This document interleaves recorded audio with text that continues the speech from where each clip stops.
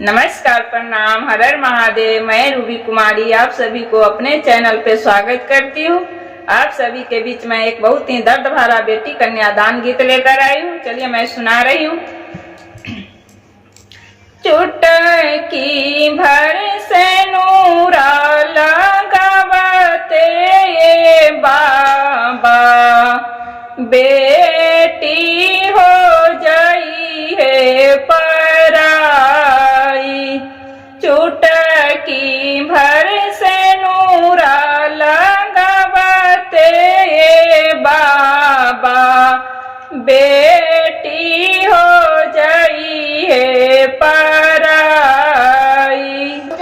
तेज जानी आखी के पुतरिया ए बाबा, हाथ बासिन हो धराय।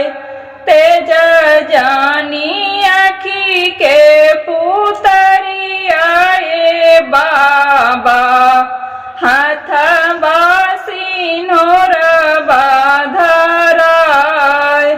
सेनुरा के गुण नाही जनलिए बाबा, कर तारा बोला काहे हमारा के दूर। सेनुरा के गुण नाही जनलिए बाबा, कर तारा बोला काहे हमारा के दूर। कवना गलतिया के दिहलिए बाबा, काहे लाए तना तू बड़ा मजबूर। कवना गलतिया कई दिहलिए बाबा, काहे लाए तना तू बड़ा मजबूर। हाथवा में हमारी तू हाथवा धरवला, देहल पापा। हाथवा में हमारी तू हाथवा धरवला, देहल पापा हो भरमात। चुटकी भर से नूरा लगवते ये बाबा, बेटी हो जाई है पराई।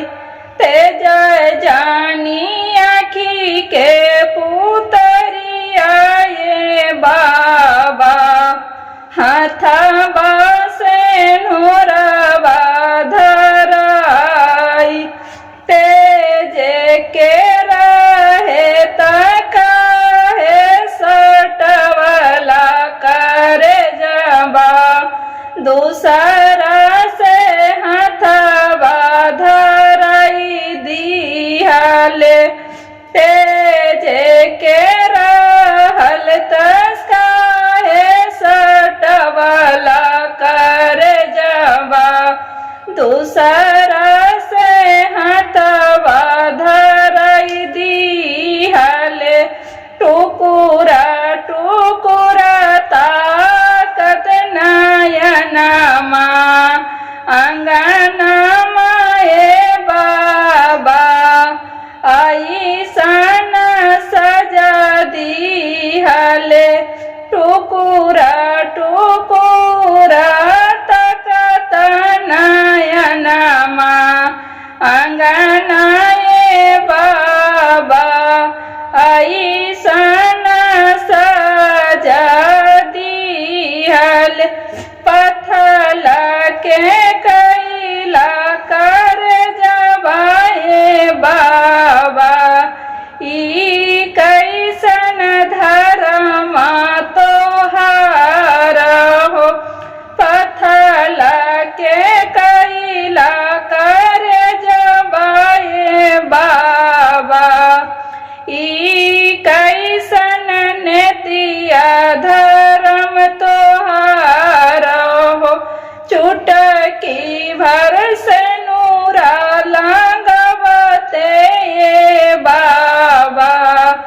बेटी